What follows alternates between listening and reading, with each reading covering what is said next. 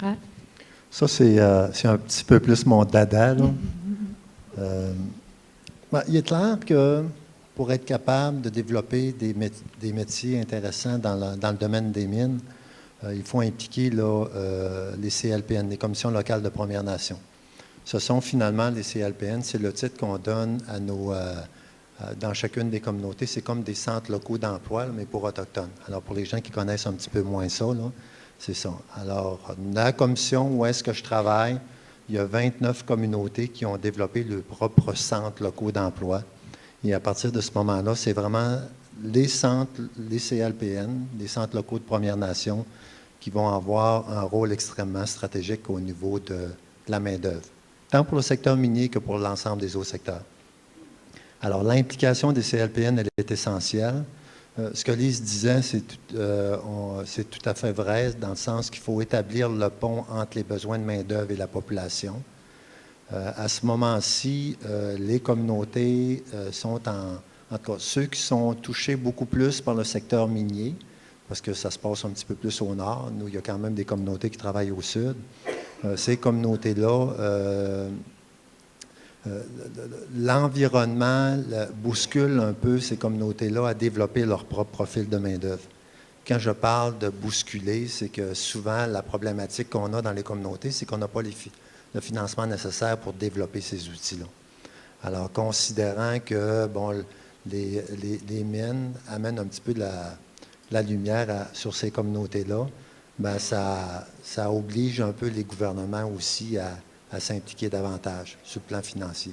Il y a différents exemples à ce moment-ci dans les communautés où est-ce qu'il y a des profils de main-d'œuvre qui sont en train de se développer, entre autres en raison d'un financement additionnel qui peut provenir du gouvernement.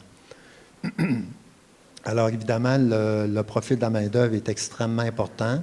Les mines arrivent avec le besoin, le type de poste qui doivent être comblés. Maintenant, il faut faire les ponts entre les deux. Et puis ça, c'est notre rôle, dans le sens où tu as divers individus dans des communautés, tu as des individus qui ont travaillé, qui ont fait des baccalauréats, qui sont des ingénieurs ou des avocats ou des comptables. Ces gens-là, ben, le travail n'est pas tellement dur pour les centres locaux d'emploi, à part de créer le contact avec la compagnie minière. Il y a d'autres formations un petit peu plus techniques, je vous dirais, ou même à la limite professionnelles, qui vont nécessiter, encore une fois, simplement un contact avec le secteur minier. Par contre, et c'est là qu'on intervient beaucoup plus, c'est envers une main-d'œuvre potentielle qui a besoin d'un petit coup de pouce pour être capable de suivre cette formation professionnelle-là ou le retour aux études. À ce moment-ci, on parle de l'éducation des adultes. Notre organisation, depuis plusieurs années, les communautés font affaire déjà avec des commissions scolaires pour avoir des classes en éducation des adultes, que ces gens-là puissent terminer le secondaire. Au niveau de la commission où est-ce que je travaille, on a, suite au Forum socio-économique de Mastouillache, on a, avec le ministère de l'Éducation, développé un conseil scolaire avec 2 centres régionaux en éducation des adultes qui ont justement été, les sites ont été dévoilés là, au cours des dernières semaines. Alors, pour les anglophones, c'est un partenariat entre Kahnawake et Lestigouche. Ce qui est intéressant, c'est que pour les francophones, c'est Lac-Simon qui a reçu le...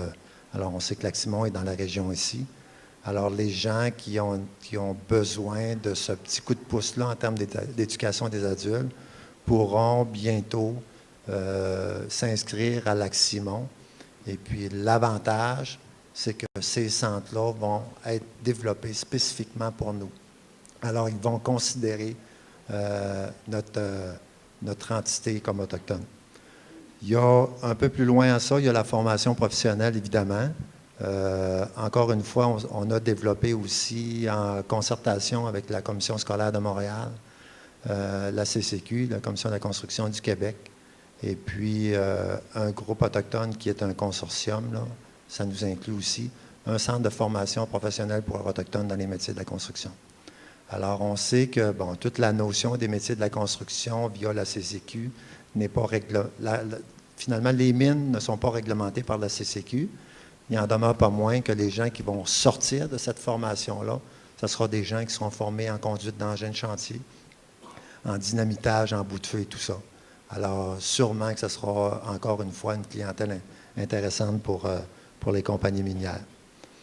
Un autre élément que je veux ramener aussi, que je pense qui est assez important, c'est qu'on a développé avec le conseil sectoriel de l'industrie minière, au niveau des ressources humaines dans l'industrie minière, une approche basée sur des compétences essentielles. Alors, puis l'approche a été développée ici dans la région, et puis ce qu'on est en train de faire, c'est qu'on essaie de l'implanter un petit peu partout à travers le Québec. Les prochaines formations vont se faire là, en début d'année 2012. Bon, essentiellement, sans vouloir prendre trop de temps, l'approche a différents aspects. Au départ, tu as la partie autochtone qui doit être là, tu as le comité sectoriel de la main-d'œuvre des mines, et puis tu as les compagnies minières. Alors, l'idée là-dedans, c'est de sensibiliser les communautés au monde minier.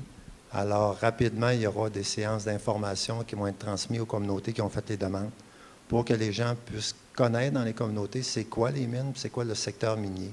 Alors, suite à ces informations-là, par la suite, il y aura de la formation qui va débuter sur les compétences essentielles. Vous savez, dans la panoplie de clientèle que je vous ai identifiée tout à l'heure, il y a des individus qui nécessitent un petit peu plus de temps ou un petit peu plus pour lui donner cette chance-là de retourner sur le marché du travail.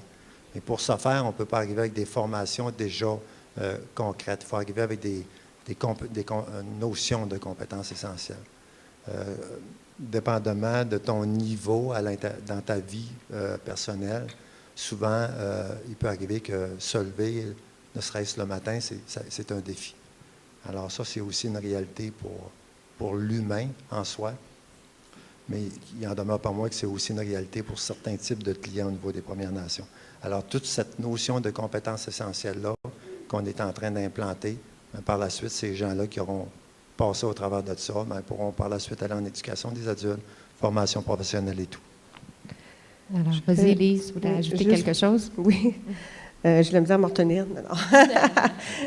Non, c'est que d'où l'importance justement de l'ouverture des minières, justement pour comprendre la culture des Premières Nations. Et d'où l'importance aussi que les Premières Nations comprennent aussi la culture des industries. Parce que justement, il faut que la compagnie minière soit prête à intégrer les Premières Nations dans leurs industries, mais il faut qu'aussi les Premières Nations soient prêtes à être intégrées dans l'industrie minière. Donc, je pense que chacun de leur part, ça prend une volonté de travailler en équipe. Est-ce que M. Wilkinson voudrait nous présenter peut-être ce que recherchent comme main-d'œuvre les industries minières? I can't really speak on behalf of the mining industry. I can speak certainly on behalf of New Millennium and our activities in the Schafferville region. Our situation is quite complicated in the sense that some of our deposits are in Labrador and some are in Quebec.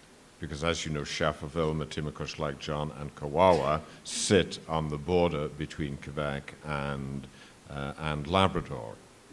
For several years, the government of Newfoundland and Labrador has had a policy that tries to maximize the benefits that flow from industrial developments to its citizens and its corporations.